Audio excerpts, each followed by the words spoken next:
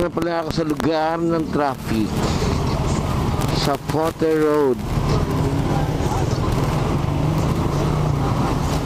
Anong oras ba biyahe ko? Uy, 2 oras na pala biyahe ko. Grabe.